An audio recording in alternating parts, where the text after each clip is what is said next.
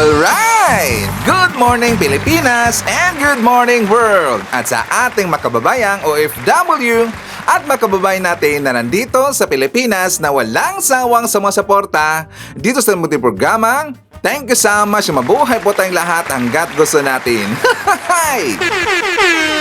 Well, anyways, tuloy-tuloy lang po tayo sa tigbabalita dito ng mga tamang balita at sagutin ang mali information na ipapakalat ng mga fake news peddlers ng mga anti-Marcos, lalong-lalo na doon galing sa mga DDS na mga saltik bagabayan. Yes, dapat silang sagutin. Bakit? Kasi mag-aayat sila na lagi pong naninira araw-araw kay BBM at sa Marcos Administration sa katagalan magabayan, ang mga paninira, maging totoo yan sa mata ng ibang tao. So dapat silang sagutin kasi ang bagong Pilipinas, bawal po ang mga sinungaling. At siyempre, kasama niyo ba rin si Sir Ivan, ang pinakabulol na vlogger sa balat ng YouTube, pero bibigay sa inyo ng mga totoo at mga preskong balita na kinukuha natin sa tagapitbahay na social media. So magandang buhay sa ating lahat mga kabayan and a happy Wednesday sa ating lahat. Okay, so before tayo mag-start mga kabayan, well, syempre, as usual, i-checkmark natin ang ating mga viewers na may maraming comment dyan sa baba sa ating comment section, ang ating pong top 5 commenters. At nandito sa listahan, ang nanguna po si Ma'am Lerma Sondita. Meron 67 na mga comments. Nandiyan po si Juan Acosta. Meron siyang 65 na mga comments. Nami Hasigawa. Meron siyang 48 na mga comments. Nandiyan po si Mary Flor Espirito. Meron siyang 29 na mga comments. And Robel Ferrer Official. Meron siyang 22 lahat ng mga comments. Again, thank you so much po sa ating top 5 commenters. At syempre, pasalamatan natin ating mga silent viewer dito sa ating channel. Thank you so much. At syempre, pasalamatan po natin ang lahat ng mga viewers na lagi pong nag-like, lagi nisi-shares ng ating mga videos, at doon sa ating mga viewers na subscribe sa ating channel. Thank you so much. At syempre, pasalamatan natin ang nabigay sa atin na super thanks or pang snacks ni Sir Ivan. Thank you so much kay Ma'am Imelda Angeles, nabigay sa atin ng 10 Hong Kong dollars. Thank you so much. At syempre, i-greet natin ating mga suki, mga early birds. Yun ang una sa pag-comment dyan sa baba sa ating comment section. Nandyan sila si Maricruz Hernandez from North Carolina, USA. Ninita Umali from Bustos, Bulacan. Isyatat natin si Lynn Moss, RN MSN from Los Angeles. Nandyan rin po si M.E. Florfigo Mapak, May Dunes, Treneng Lozano. Isyatat natin si Brenda Barton from Virginia Beach. Hi to Elmer Yaon from Cagayan de Oro City, Ruben Gorospi, Shirley Risman, Danilo Carbonella. Hi to Ginaro Docosin from Makati City, Pearl Channel from Toronto, and hi to Maria Maricho Frianeza. At syempre, hindi rin kalimutan, isyarat natin at mga pinalangga ng mga legends, ang mga senior citizens. Hello po, kumusta ang lahat? At syempre, i-greet natin ng happy birthday ang lahat ng mga viewers na nag-birthday ngayong araw. Happy birthday! Okay, so kumusta ang lahat mga kabayan? How are you today? Okay, so before tayo pupunta doon sa mga mainit na issue mga kabayan, lalo na sasagutin natin itong si Sarah, sila si Basti, at saka na pong mga magagandang nangyari sa Pilipinas mga kabayan. Speaking of magagandang nangyari sa Pilipinas, meron pong nakapansin na sikat na vlogger mga kabayan.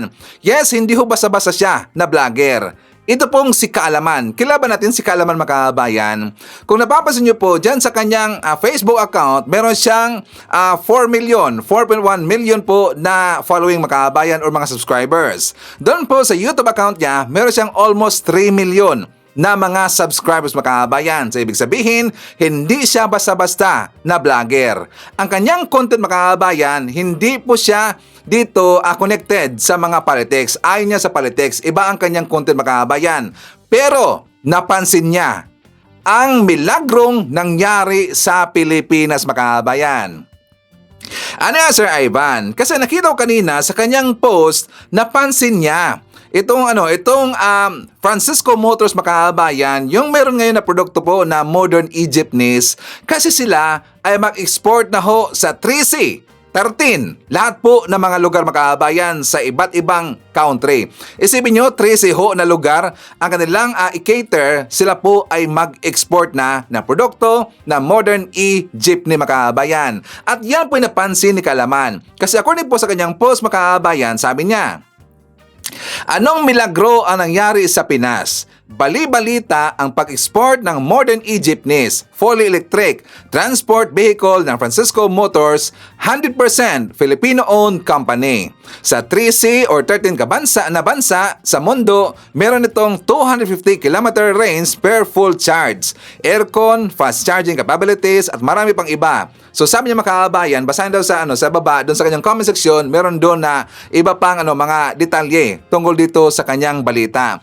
Tingnan niyo, napansin niya mga kababayan, so merong milagrong nangyari sa Pilipinas at yan po sa panahon ng Marcos admin mga kababayan. O diba DDS, sabi ko sa inyo na nagtrabaho po ng husto ang ating Pangulong PBBM. Nagtrabaho siya, nagsikap siya para po sa kakaunlad ng ekonomiya ng bansang Pilipinas. Tinulungan niya yung mga negosyante sa Pilipinas mga kababayan. O diba, good news talaga yan. At saka ito rin po ay good news. Bakit? Napansin ho na makilalang vlogger. At sana tayo manawagan sa mga ibang vlogger rin po na mga sikat na sana ibabalita rin po nila yung mga ganito mga balita. For example, dito po sa post po ni Kalaman, mga nangyayari ngayon sa Pilipinas, mga good news mga kabayan, mga programa ho ng ating bansa. Sana yung mga vlogger tutulong din po sila. Kahit hindi sila vlogger sa politics mga kababayan, at least meron po silang mga post dun sa kanilang Facebook account at sa YouTube account na ganitong klase na balita. Tulong-tulong sana tayo, di ba? Maganda yan para malaman ho ng mga kababayan natin na hindi po naipaabot sa kanila yung mga totoong mga balita. Maganda naman kasi kapag sikat po na vlogger mga kabayan. For example, di ba sila si Ebana, sila po si yung basta mga sikat ho mga kababayan, basta sikat ho na mga vlogger. Kasi nga marami silang following, marami silang subscriber mga kababayan. Isang post lang po nila, makita kaagad yung programa ng ating gobyerno, makita kaagad kung ano yung mga inisyatibong ginagawa ngayon ng Marcos admin mga kababayan. Diba? So sana tayo po magtulong-tulong kasi tayo pong lahat ay mga Pilipino. Lagi ho nating ipinapaalam dito, lagi nating sinasabi dito na ang tagumpay ng Marcos admin, tagumpay yan nating lahat. Diba? Sana tulong-tulong tayo sa pagbalita ho ng mga good news. Okay? So, ayos makaaban ko, pag-usapan mo natin yung isang sinto. Yung pong merong mental issue na dismissed police makabayan na ito po'y kinasuhan ng citing to sedation. Yung pong si Francis Steve Fontillas, nalaman natin si Fontillas makabayan, di ba siya po'y sinibag sa peso kasi nga merong problema ang kanya pag-uta makabayan. Siya po ay iniresto kahapon dahil po sa kaso ng inciting to sedation. Naalala ba natin, ito po'y mayabang makabayan, napakayabang ng pulis na to eh. At saka siya po ay nag-rant sa kanyang Facebook account, sa kanyang live dahil doon sa pagkakaresto kay Digong ipinadala doon sa dahig makabayan.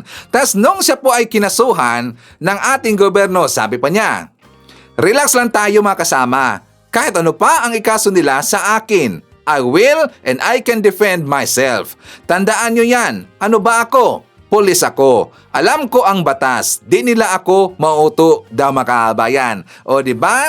Talagang napakahambog eh. Ngayon, siya po ay kinasuhan, na-aresto makabayan. Pero siya po ay nag-bail. Kasi nga, bailable naman po ang kanyang kaso. If not mistaken, 36,000 yata ang kanyang binayaran makabayan. Ongoing ang kanyang kaso at kapag itong gunggong na to, siya ay mahatulang guilty makabayan, naku po, lagot na. Kasi ilang years ho siya dyan sa kulungan. At saka aside from that, siya rin po ay merong penalty pagbabayaran siya ng 400,000 pesos makabayan.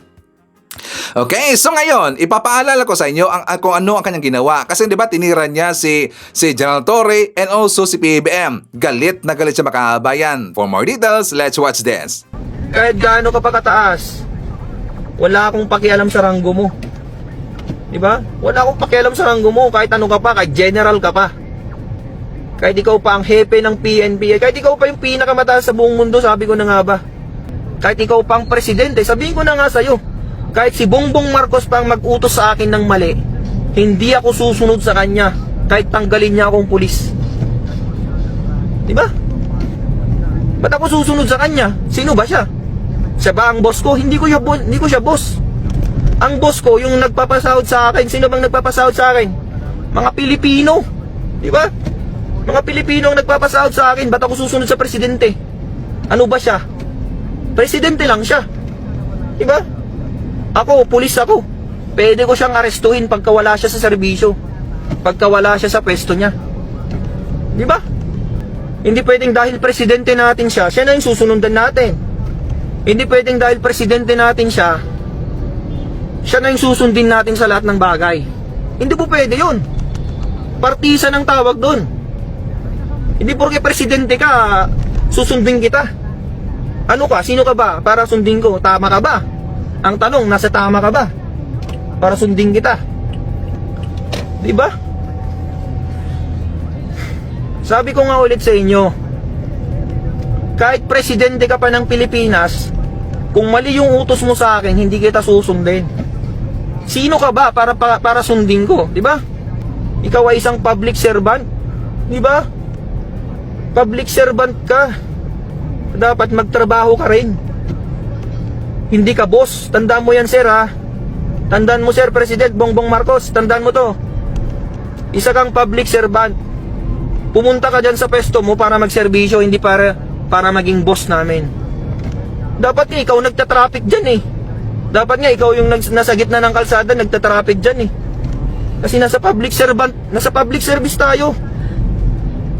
Hindi pwede yung presidente ka, dyan ka, nagiging boss ka dyan. Ano ka? Diba? Dapat leader ang tawag sa'yo. Hindi ka dapat nagiging boss dyan. Sino pa yung mga opisyal ng PNP dyan? Dapat kayo ngayon nasa gitna ng kalsada, dapat kayo yung leader. Hindi kayo boss dyan na parang hari kayo dyan na nakaupo sa napakagandang upuan para mag-utos-utos lang. Dapat leader kayo eh. May nangyaring investigasyon. Tapos, sasabihin nila, arestuhin kita kahit walang warrant of arrest. Pwede ba yun? Hindi po pwede yun, mga kasama. Kailangan ipakita mo muna yung warrant of arrest bago mo siya arestuhin. Bakit? Si Duterte ba tatakas ba yun kapag sinabihan mong may warrant of arrest siya? Di naman tatakas yun eh, tsaka hindi naman manlalaban yun eh. Prosecutor kaya yun, alam niya yung batas yun. Pero anong ginawa nyo sa kanya? Anong ginawa nyo sa kanya? Wala, mali yung ginawa nyo sa kanya. Inaresto nyo siya nang walang warrant of arrest at hindi nyo sinunod yung batas ng ICC. Tingnan nyo gaano kabastos makabayan. Bastos na, bubo pa. Siya na nga nagsabi na itong si Digong ay prosecutor makabayan. Alam niya ang batas. Do you think sasama si Digong doon kay General Torre o sa nakati doon sa ICC makabayan kung hindi niya nakita yung warrant of arrest? Diba? Ipinakita ho ni General Torre yung warrant of arrest. And after that, binasahan siya ng Miranda rights makabayan. So legal ho ang pagkakaresto dito kay Digong. Pero siya, wala siyang alam. Magkano kaya ang lagay dito makabayan? So tama lang talaga na siya pagkinason po ng inciting to sedition makabayan. No? Tama lang talaga eh. Tingnan nyo gaano siya kabastos. Binastos niya si General Torre, binastos niya si PBM. Inuutos-utusan niya si Pimo Kabayan, di ba? Tingnan nyo, sana kurtin tong gonggong na to eh. At saka hindi lang po yan ang kanyang ginawa makabayan. Kanya rin pong tinira ang kanyang makabaro. Tingnan nyo kung gaano ka tarantado to. Ang kanyang makabaro, inakusahan niya na meron dang korupsyong ginagawa makabayan. Ito ang video ng isang pulis. Good morning po, no? Shout out ko muna si Sir Francis Steve Pontillas. Magandang umaga po sa iyo, sir. So meron ka po, sir, na i-post sa ating social media. Medyo masakit po sa mata ng ating PNP Maritime Group. So bilang vlogger po ng aming unit, si Kababols, ito lang po ang masasabi ko sa iyo, sir. Sana binalidate po muna bago nyo i-post sa ating social media. So sir, ito po ang update ng ating PNP Maritime Group. Isang babae na hostage sa Parañaque City na iligtas ng Maritime Police. Mabas ang lalaki na akay-akay ang 2 taong gulang na batang babae. Dito na siya sinundan ng ina at lolo ng bata, pati ang ilan pang tao sa lugar. Agad namang humingi ng tulong ang ama ng bata sa Maritime Police. So pangalawa sir, 2.94 million cigarettes na huli ng Maritime Group sa Negros Occidental. Pangatlo sir, 6.5 million smuggled cigarette na huli ng Maritime Police sa Zamboanga del Sur. So yan po ang accomplishment ng Maritime Group. Sir, isa po tayong men in uniform. So tayo po sir ay mahilig po tayo or makikiramay sa ating mga kabaro. Lalong-lalo na po sa emergency, tayo po ay nakikiramay sa kanilang pamilya. Tayo po ay nagbibigay ng konting donasyon. So may kasabihan po tayo sir, mas maganda pa yung tayo yung magbigay, wag tayo yung bibigyan. So ibig sabihin sir, yung sinasabi mong 50 pesos na obligado ang PNP Maritime Group nagbibigay, yan po ay fake news. So sana maintindihan mo sir, tayo po ay nakikiramay, mas maganda po tayo yung magbigay kasi tayo yung bibigyan. Sir Francis, ang pinaka-the best therapy po ang swimming. So nandito lang po si Kabubbles, pwede po akong magturo ng kahit konting therapy. Magtigiging lang po tayo, mag-armful at wag po kalimutan ang ating bubbles. Sigurado sir, magiging kalmado ka po. So peace out po sir, saludo pa rin ako sa iyo. Buti na lang, pasensyoso ng mga pulis, no? Hinayaan po siya makabayan. Siguro alam nila na meron pong problema to sa pag-uutak. Diba? Encourage pa nga niya na mag-swimming makabayan para daw, no? Para healthy po, mental, saka exercise. Alam nila na meron problema itong pulis na to.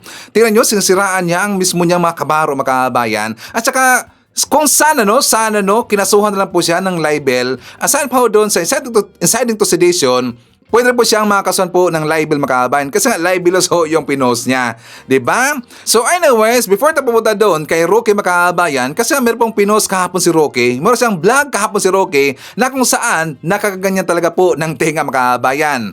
Ang sarap pitikin ni Roque. But before that, syempre, good news muna tayo para malaman ho ng ating mga kababayan na mga DDS kung ano na yung estado ng ating gobyerno. For more details, let's watch this. Muling tumaas ang naitalang remittances sa mga overseas Filipinos itong Abril. Ayon sa Bangko Sentral ng Pilipinas, mula sa 2.86 billion US dollars noong April 2024, tumaas ito ng 4.1%. Abril ngayong taon o halos 3 billion US dollars. Dahil dito, umakyat din ng 3% ang kabuoang personal remittances para sa unang 4 na buwan ng taon na nasa 12.37 billion US dollars. Batay sa datos ng BSP, naitala ang pagtaas ng remittances sa loob ng 4 na buwan sa mga bansang US, Saudi Arabia, Singapore at UAE. Una nang ipinaliwanag na mahalaga ang papel ng remittances sa pagpapaunlad ng ekonomiya ng bansa dahil na rin sa pagpapalakas ito sa public spending at pagpapalakas ng piso kontra dolyar. Inaasahan na mas maraming Pilipino pa ang magkakaroon ng bagong oportunidad. Ito'y dahil may implementing rules and regulations na ang batas para sa programang magbibigay pagkakataon sa mga nagtatrabaho na makumpleto ang kanilang college degree sa alternatibong paraan.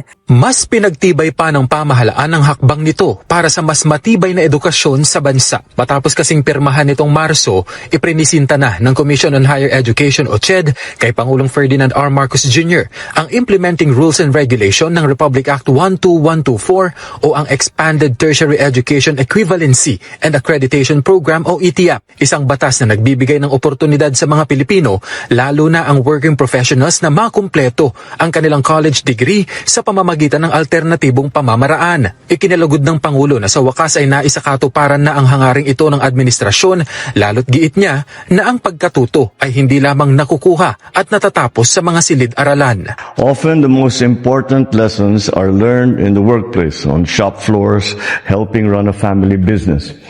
Each experience in life carries a lesson, which we consider the toughest and most honest teacher. With the signing of the IRR of the Expanded Tertiary Education Equivalency and Accreditation Program, or ETIAP Act, we reaffirm a crucial principle. Experience is just as valuable as a formal education. Sa bisa ng ETIAP, ia-assess ang isang individual batay sa nakuha nitong karanasan sa trabaho, gayon din sa kaalaman at kakayahan mula sa formal o di-formal na learning system. Ang aplikante dapat ay 23 taong gulang, mayroong high school diploma o resulta mula sa Philippine Educational Placement Test o di kaya ay Alternative Learning System Accreditation. Through this act, we now have a clear and structured way to recognize the prior learning of individuals, be it from years of work or because they have taught themselves these skills, and match that with an academic equivalency. This law gives our fellows who are not able to finish college a second chance. Binigyang diin pa ng Pangulo na magsisilbing paraan ng batas na ito para bigyang diin na ang pagkatuto ay hindi lamang iisang anyo at ang talino o kakayahan ay maaaring makuha sa iba't ibang paraan.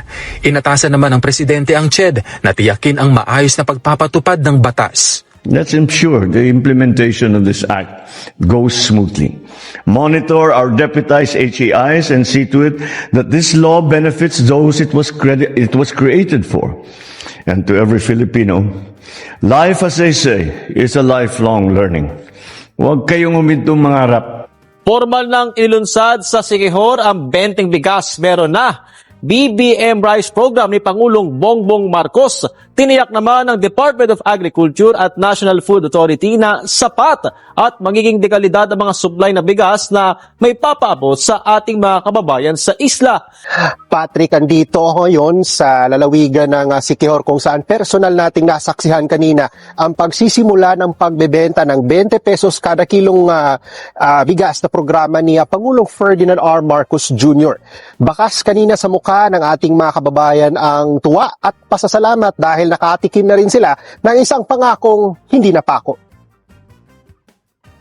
Sabay dumating sa dugukanan sa Capitolio Gym sina Agriculture Secretary Francisco Chu Laurel Jr. at NFA Administrator Larry Lacson. Agad tinignan ng mga lokal na produkto ng mga mamamayan sa kadiwa ng Pangulo Stalls. Sabik na inaabangan ng mga mamamayan ng Siquijor ang makabili ng 20 pesos kada kilong bigas. Sinimulan ang ceremonial selling ng NFA rice sa mga nakaabang na mga mamimili. Mismo si Secretary Kiko ang nagpatikim sa mga lokal na magsasaka sa bagong saing na NFA rice na pasado sa panlasa ni Aling Mary Grace. Masarap lang po. Ang kanyang amoy okay rin po, parang commercial din.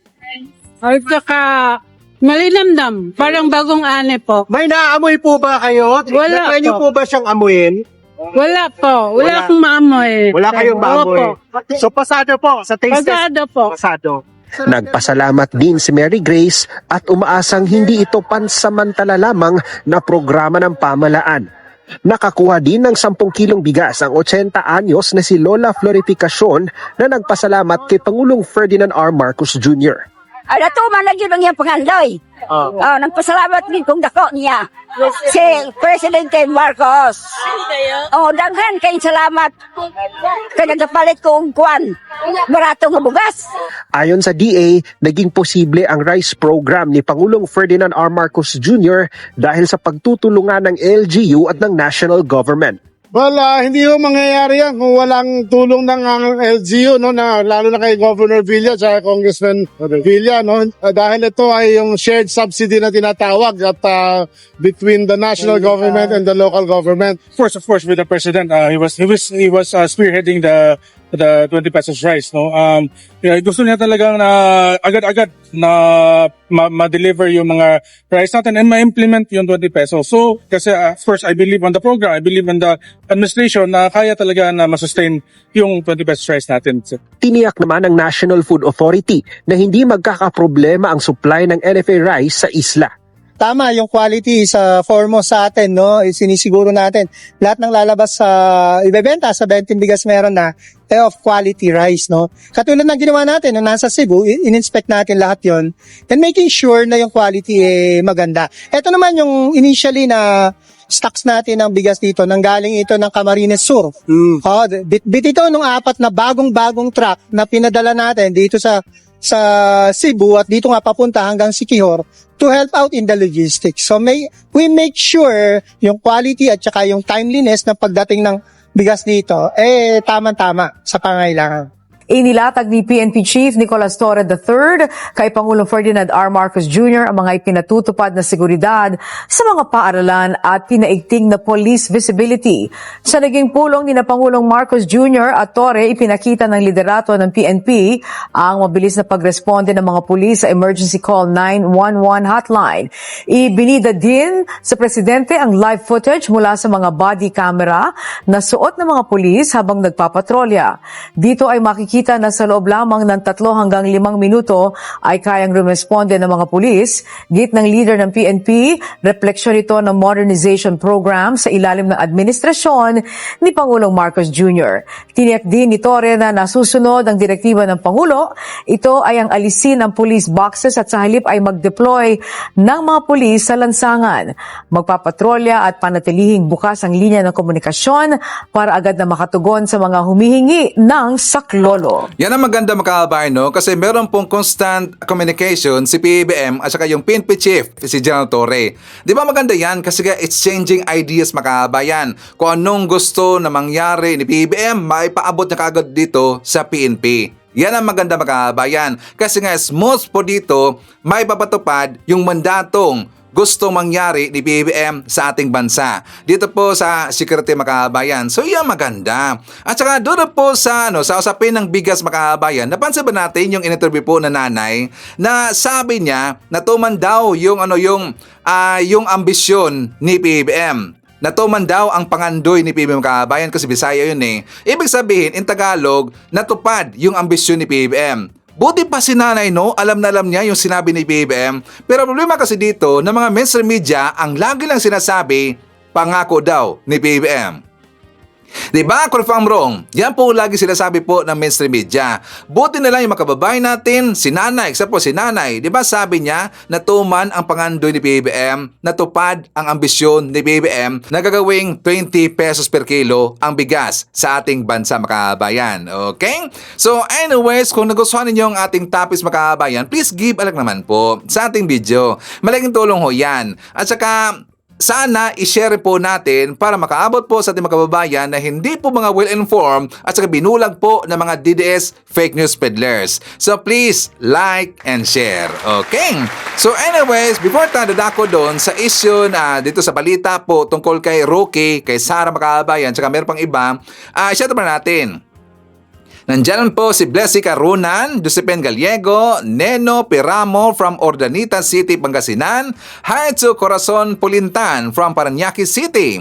Nandiyan po si Bayani P. Tobias, Leonardo Manansala, Mones Borromeo. Kasama rin po natin si Robel Ferrer Official, Jovi Montero, Angelita Holsinger, Ninita Floro. Nandiyan rin po si Chloe Shine Canelias, Tony De Los Reyes, Imi Sarino. I-shoutout natin si Sir Jaime Garcia, Derek Erwina Argelies at Derek William Mayo. Okay, mga kababayan ko, unahin mo natin itong si Roque. Kasi kahapon, meron siyang inilabas po na vlog mga kababayan tungkol doon sa gera ng Israel versus sa Iran mga kababayan. Ngayon, ginawa niya itong paninira sa ating gobyerno. Ginawa niya itong paninira kay PBM. Pinababa niya sa peso si PBM at saka ipalit daw ito si Sara Duterte kasi nagkakagera na makabayan. Tingnan nyo gaano kagunggong itong si Roque. Before natin siya sasagutin makabayan, ipapakita ko muna sa inyo ang kanyang vlog. For more details, let's watch this. Ang tanong,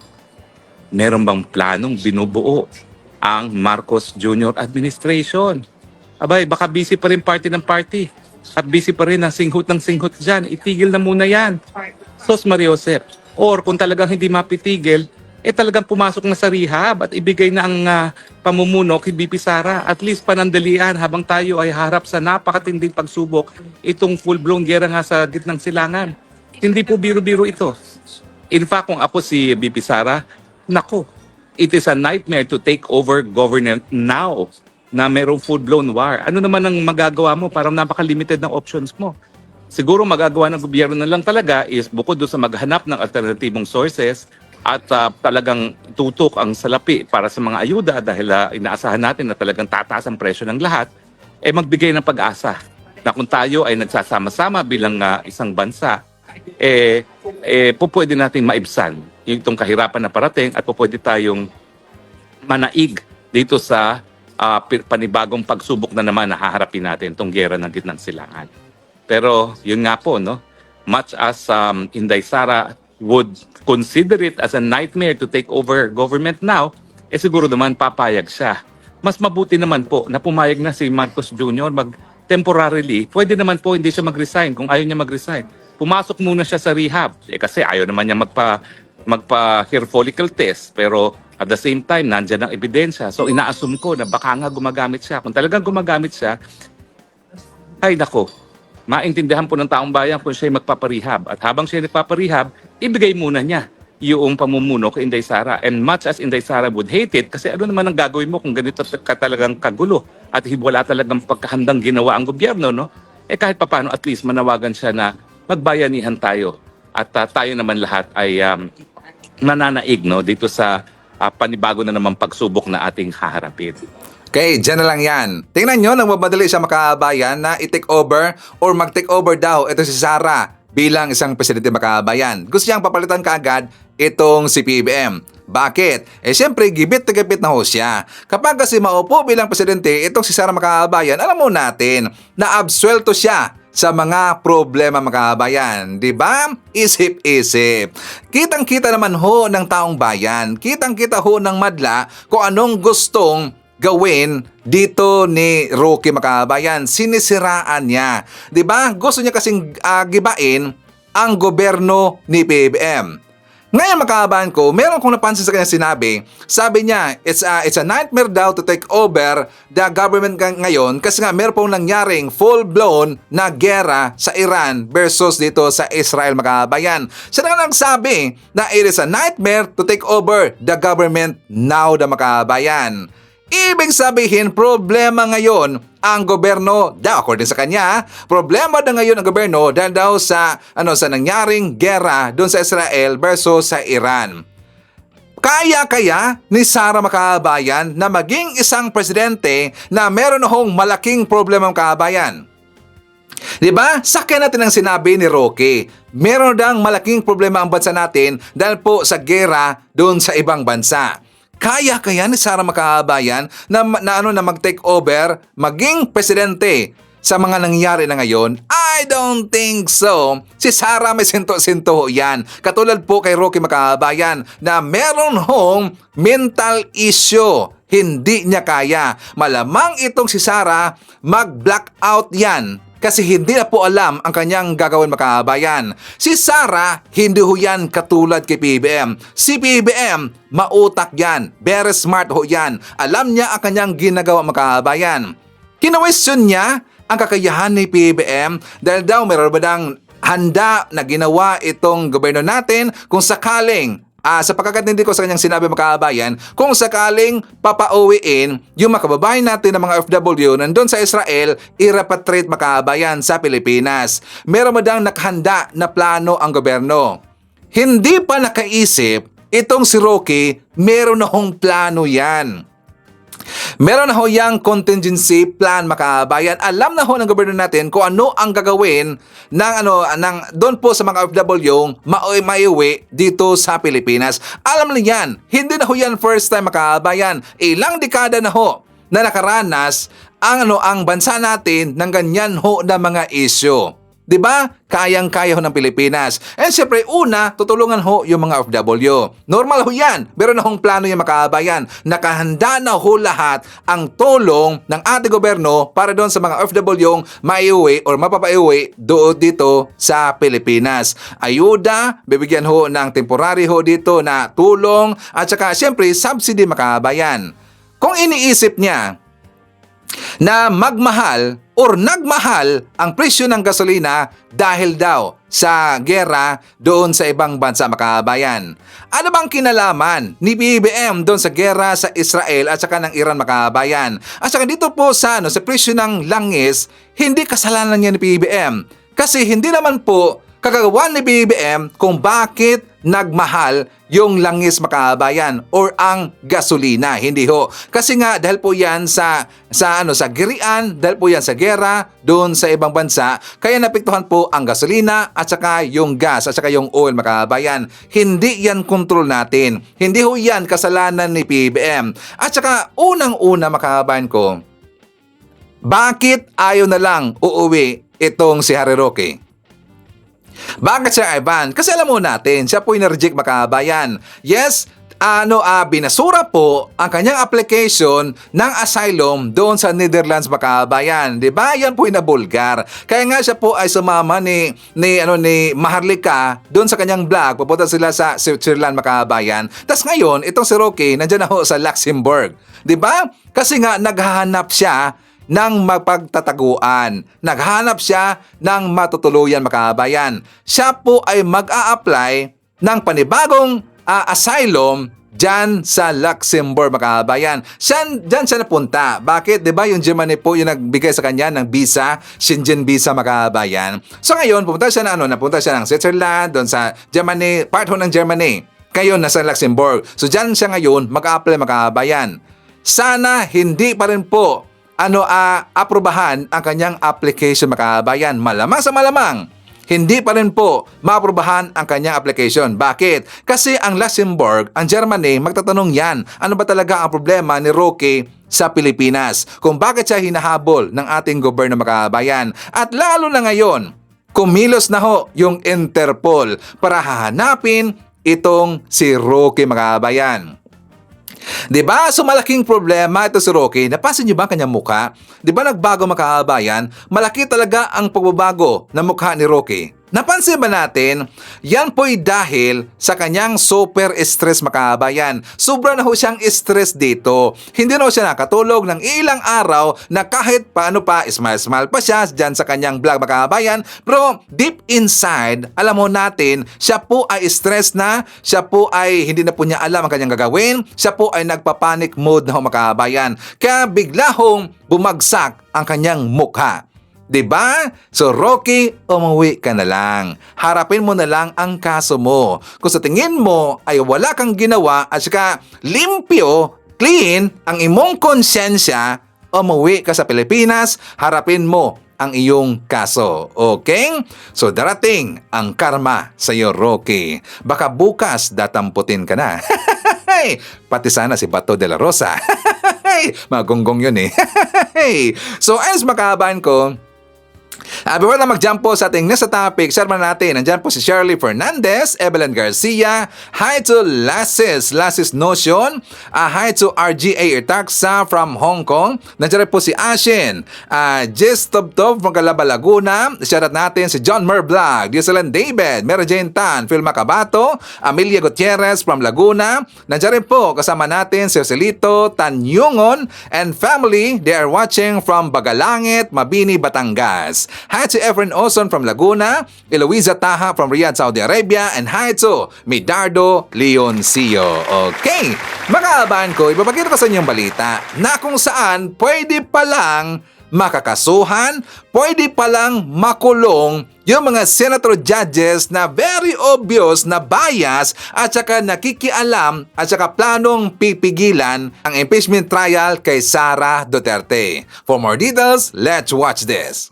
Malinaw sa batas na may parusang katapat ang sinumang senator judge na mapapatunayang may pinapanigan. Yan ang opinyon ng isang legal expert kaugnay sa impeachment ni VP Sara. Maaring patawan ng 6 na buwan hanggang 2 taong pagkakakulong ang senator judges na mapatutunayang nagpapatagal ng impeachment trial. Yan ang banat ni former Law Dean Mel Santamaria sa isang Facebook post kahapon. Ang kanyang basehan, Article 207 ng Revised Penal Code. Ayon sa Revised Penal Code 207, ang sinumang huwes ang malisyosong nag-aantala sa administration of justice ay pwedeng parusahan hanggang 2 taon. Kaya nga, kung totoo ngang may mga senador na nag-aantala dito sa impeachment proceeding, maaaring pumasok sila sa loob ng provisyong ito. Ayon kay Santa Maria, maaari raw itong ituring na isang pampublikong krimen. Ibig sabihin, maaaring magsampa ng kaso sa mga piskal o sa Department of Justice ang sinumang mamamayan basta mayroong personal knowledge sa motibo ng mga senator judge na naghaharang ng impeachment trial ni VP Sara. Dagdag pa ni Santa Maria, tahasang paglabag sa kanilang mandato bilang mga hukom ang pagiging bias ng ilang senador. Matatanda ang mismong sina Senator Judges Robin Padilla at Amy Marcos ang sumama kay VP Sara sa Malaysia noong nakaraang Independence Day. Ayon kay 1987 Constitution framer, Attorney Christian Monsod, grounds for inhibition ang ganitong klaseng mga aksyon. They have already parang prejudged the case and they are speaking or doing things in favor of the Vice President. They should hear the case first and then decide if she should be convicted or acquitted. Sa kabila nito, sinabi naman ni Attorney Santa Maria na hindi praktikal at makatotohanan ang recusal ng nanumpang senator judges. Totoo namang may dahilan para inhibit nila ang sarili nila. Kaya lang ang sitwasyon sa mga ganitong bagay, sila mismo na pinapa-inhibit ang magdedesisyon noon. Kaya impractical. Pero for the record, magandang nasa records yan ng impeachment court. At para rin makita ng taong bayan kung talagang magkakaroon ng katarungan. Panawagan ni Attorney Santa Maria at ilan pang legal experts sa taong bayan manatiling mapagmatsyag kung talaga bang sinusunod ng Senado ang due process sa paglilitis kay VP Sara dahil ayon sa batas, nakakulong sa mga katagang to try and decide ang tungkulin ng isang senator judge.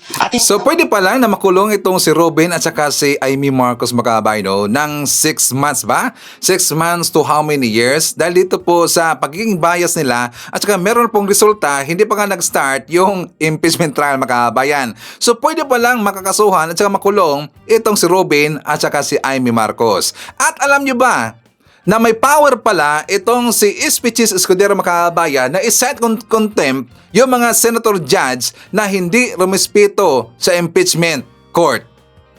Pwede pala yung makahabayan, di ba? Tingnan nyo kung anong ginawa dito ni Bato, anong ginawa dito ni Amy, anong ginawa po ni Robin during doon sa pag-convene ng mga senator judges makahabayan. Di ba? Hindi sila rumispeto sa korte. So pwede palang iset in contempt. Pero bakit hindi ginawa yon ni Chess Escudero Makabayan? Di ba? Tingnan nyo si Chess. Bakit? Kasi takot siya kay Sara Duterte. And also, pag-usapan po natin, di ba kahapon ay balita na ho natin na tinanggap na ho ng Senado yung listahan ng mga abogado ni Sara Duterte. 16 lahat makabayan. Tingnan nyo, 16 ho lahat ng mga abogado. At saka sila po si Forton makabayan. Di ba sikat sila si Forton? Saka si Forton, mamahalin ho yan na abogado makabayan. Tingnan nyo, bilib na bilib ako dito sa yaman ng mga Duterte. Meron akong 16 na mga abogado kay Sara para sa impeachment trial. 16, marami ho yung makabayan. Plus, meron pa silang gagastusin na meron pang mga gastos doon sa Netherlands, ito pong si Kaufman. Kasi si Kaufman, 150 million pesos per month yung makabayan. At meron pong idinagdag na usa, yung si Attorney Jacob makabayan. Tapos hindi pa natin alam magkaano yung talent fee matawag niyan or attorney's fee doon kay Jacob Makabayan. Hindi pa natin alam. Pero kay Kaufman alam natin 150 million pesos per month yung si Kaufman Makabayan. Tapos meron pang senator judges na nagtatrabaho dito kay Sara Duterte. Saan kaya galing ang kanyang perang ipambabayad dito sa mga tao nito Makabayan? Di ba saan kaya galing ang yaman ng mga Duterte? Siguro totoo yung mga sinasabi ni Trillanes noon na galing sa drug money, galing ang pera sa pugo, galing doon ang pera sa confidential funds. Hindi malaya makabayan, malamang sa malamang. Kasi nga ilang beses sinabi ni Digong na sila po ay simpleng pamumuhay. Meron daw makabayan. Simpleng buhay lang daw meron itong si Digong. Simpleng buhay lang daw meron itong mga Duterte. Pero tingnan nyo, lumabas ngayon makabayan. Di ba makukumpare natin, ma-analyze natin dito saan ba galing ang mga pera nila? Bakit kaya nilang bayaran yung 16 lahat ng mga senador? Kaya lang bayaran si Kaufman na 150 million pesos per month, yung si Jacob, yung mga senador po na mga aso ni Sara, kaya lang bayaran makabayan. Di ba saan galing ang pera ni Digong? O siguro doon po galing ka kay Holy Spirit Makabayan na nakulong ngayon. Siguro lang. Pero malamang sa malamang, dapat talaga matuloy po ang impeachment trial kasi nga bubuksan yung mga joint account ni Sara at saka ni Digong. Doon natin malaman saan galing ang kanilang yaman, mga kababayan.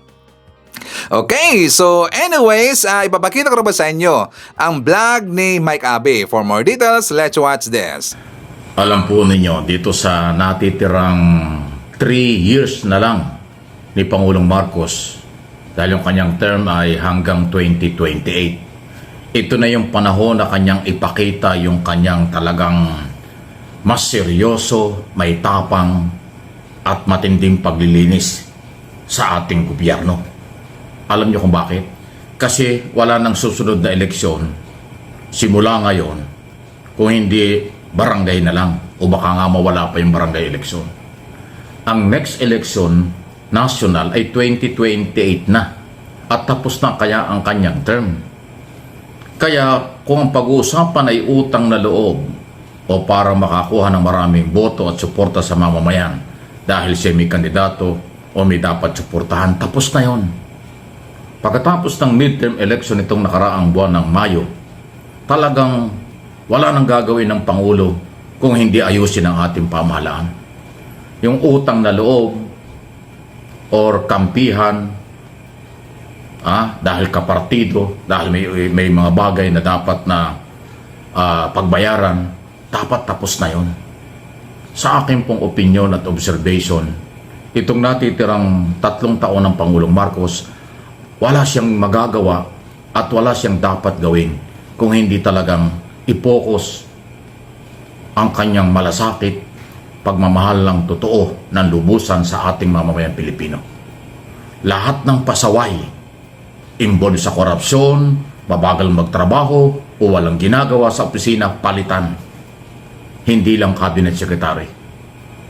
Mahigit pong 6,000, baka nga umabot ng 7,000 ang mga presidential appointees or napwesto dahil sa by the authority of the President mula noong 2022. Ang 3 years ay sapat na para makilala kung sino ang mayroong puso at kakayanan sa trabaho. Ngayong natitira ang 3 taon na wala ng pinagkakautang ng loob kundi ang mamamayang Pilipino, ibuhos sa mamamayang Pilipino ang serbisyo. Pag mayroong pumutok na balitang graft in corruption umano sa isang opisina na pwedeng nasasangkot ang mga appointees o mga opisyal, linisin, papanagutin, kasuhan ng ating Pangulo. Hindi na kailangan pagtakpan, hindi kailangan ipagtanggol, kailangan papanagutin. Para ho maramdaman ng taong bayan ang totoong liderato na magkakaroon ng bahagyang pagbabago. Kasi kung mananatili po na masyadong tahimik or malambot ang style ni Pangulong Marcos, kakainin siya ng buhay, aabusuhin sila. Kung inabuso ng 3 taon, mas aabusuhin ang natitirang 3 taon pag hindi gumamit ng kamay na bakal ang Pangulo. Dahil magkakanya-kanya ng kurakot yan at pang-aabuso dahil 3 taon na lang natitira. Kaya ang dapat gawin ng Pangulo, kahit kaibigan, kahit nakatulong sa eleksyon, kahit kamag-anak pa, panagutin pag umabuso. Yun hong kabagalan gumalaw, pang-aabuso yan. Yung walang ginagawa, mas lalo na. At kung involved pa sa graft and corruption, dapat papanagutin. Investigahan, pag may ebidensya, kasuhan kaagad. Pero habang under investigation, i-relieve na.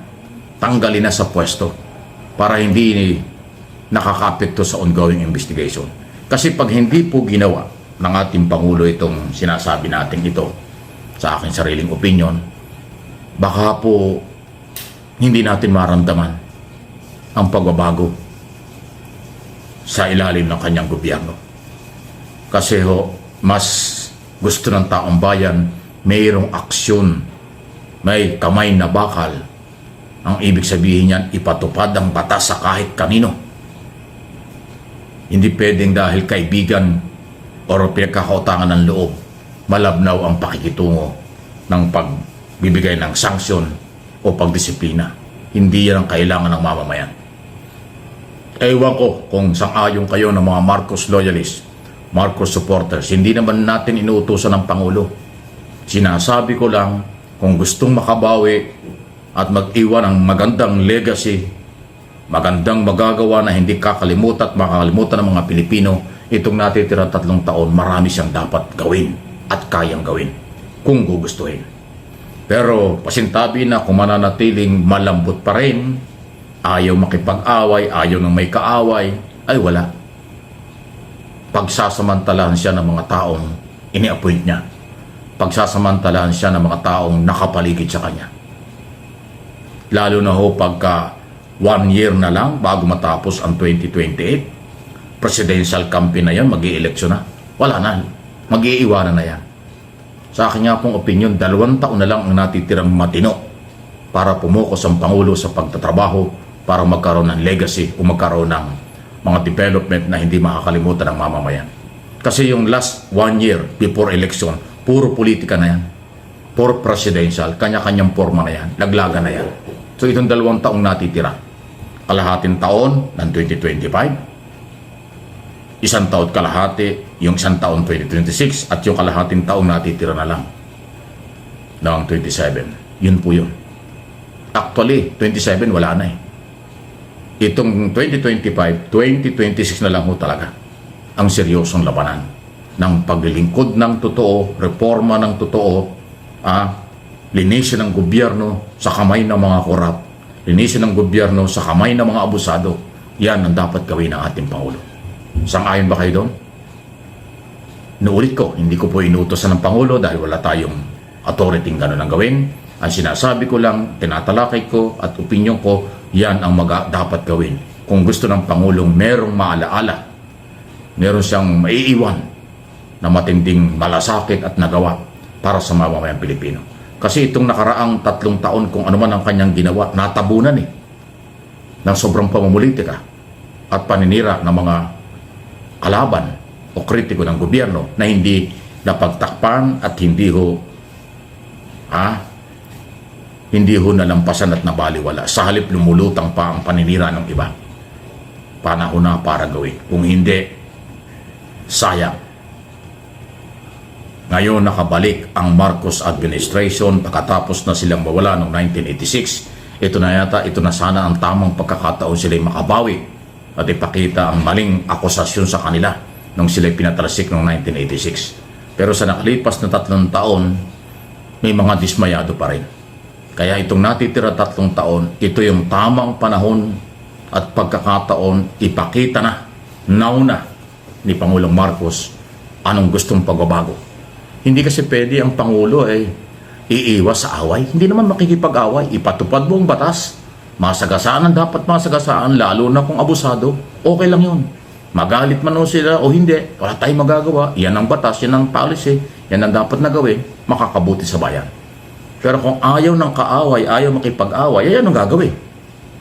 Pababayaan lang niya yung mga umaabuso, yung mga korap, nagsasamantala, mga tamad, ayaw gumalaw. Ganun ba yan?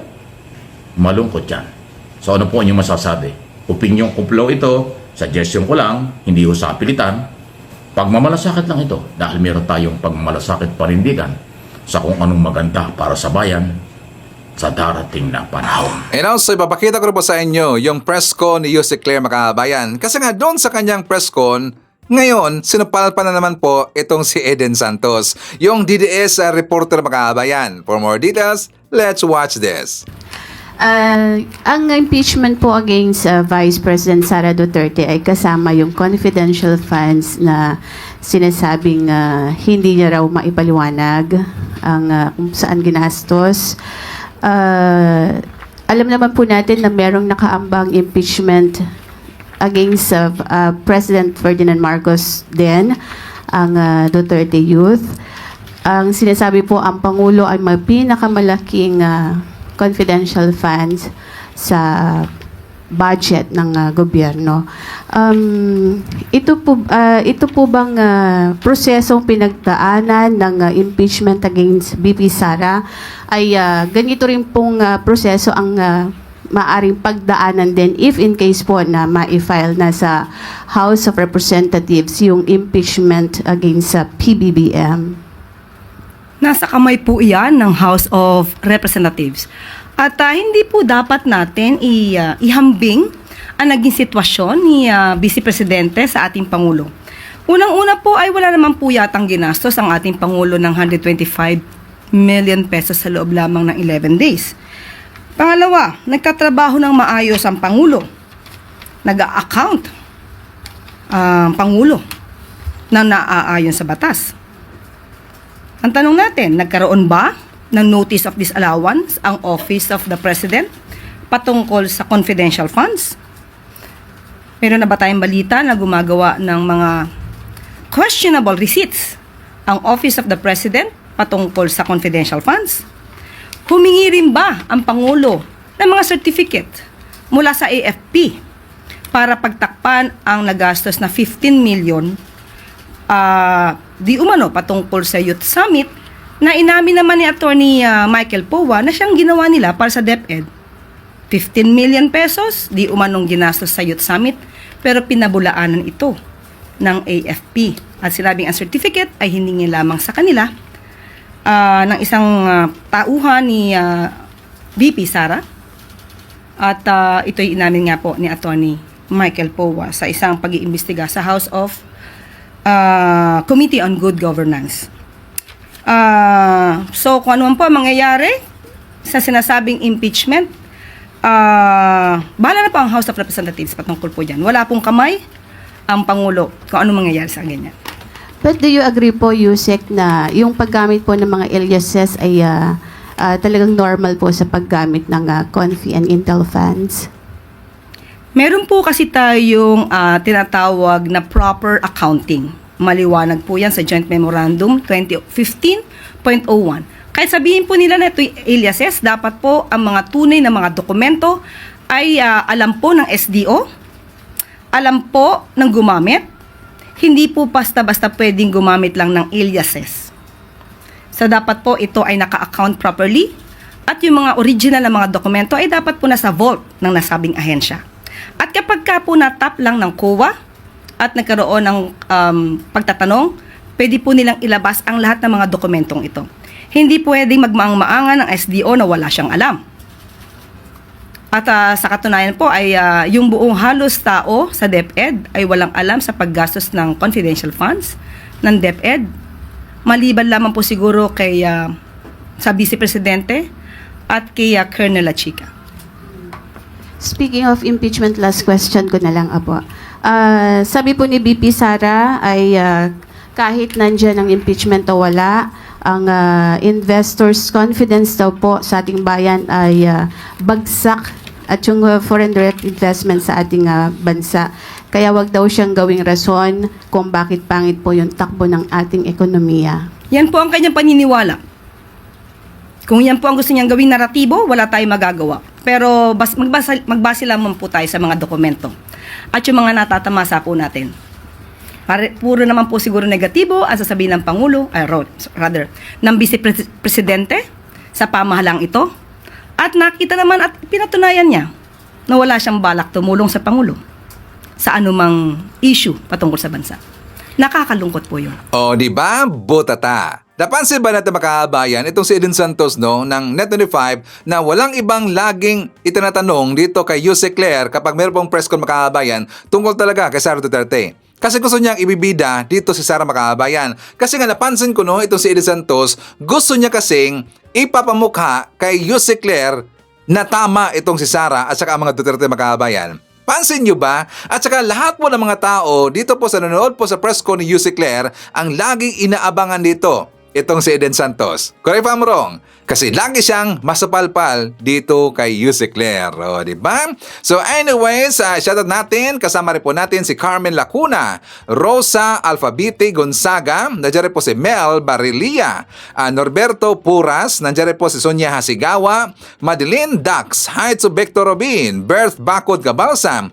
I-shoutout natin si Mila Eleanor Castaneto Hernandez, Buyes Asorted, hi to Nor Nora Martiza, Candy Ortez, Ramos Doldolao, Estrella, hi to Luisito Niedo, Carmen Robertson, Juliet Sanakawa, Rebecca Gonzalez, hi to Edwin Santos, JRN, Gurgunya Angala, isyatat natin si Pearl and Orient, Elmer Pinaranda, Mark D. Jude Steph Diamante. Hi to Sandy Young Ed, Dung Kies, Marjorie Minsais, Jeco Jerry Cabreros, Johanna Toiler, Apple Nash, Salvador Moral, Annabel Huson, Magalion Ortiz Joseph, nandiyan rin po si Bioli Binaventura, Lorna O. Villanueva, Nida Ichaka, Daniel Galarpez, Mins Niyaka Norpez, hi to Pebs Suwilan, and hi to Alicia Lee. Okay. So makaaban ko, yan natin manakalap ng mga balita ngayong araw. Kung nakaabot ka po sa portion na to, sana nakapag-like na ho tayo. Libre po ang mag-share, libre din na mag-subscribe. Again, maraming salamat sa mga viewers na hindi nag-skip ng ating mga commercials. Thank you so much. At before natin tatapusin ang ating programa ngayong araw, sana sabayan nyo sa Sir Ivan para sa ating live messaging prayer.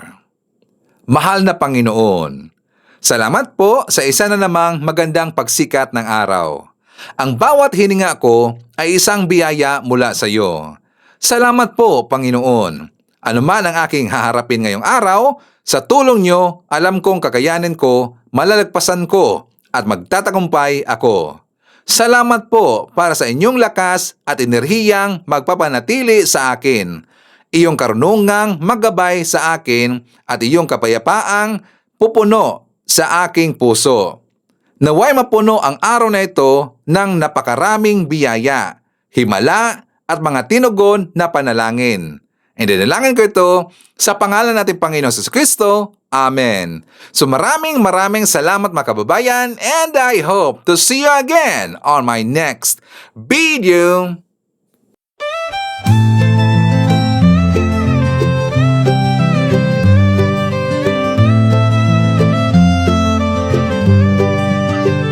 Sa bawat pagsikat ng araw, ikaw ay nandyan. Tinig mong matatag, sa amin ay gabay. Pag-asa ng bayan, pangakong totoo. BBM, isa kang totoong tao. Sa mahirap at api, ika'y sumusuporta. Tapat mong paglilingkod, lahat kami nakakita sa iyong pamumuno. Bayan ay umaangat, bagong Pilipinas, pangarap ay tapat. Ikaw ang aming BBM, Pangulong matapat. Sa puso ng masa, inaangat ating watawat. Sa hirap at ginhawa, ika'y kasama. Pilipinas ay babangon, dahil ikaw ang pag-asa. Mula Luzon, Visayas hanggang Mindanao, boses mo'y umaabot, dala ay pag-ahon. Magtulungan, magkaisa, sabi mo sa lahat, para sa bayan, ikaw ang aming alamat. Ang pangarap mong bansa, taas noo masagana, manggagawad magsasaka, binigyang halaga. Serbisyong totoo, hindi pagpapanggap, ang puso ng bayan, ikaw ang hinahanap. Ikaw ang aming BBM,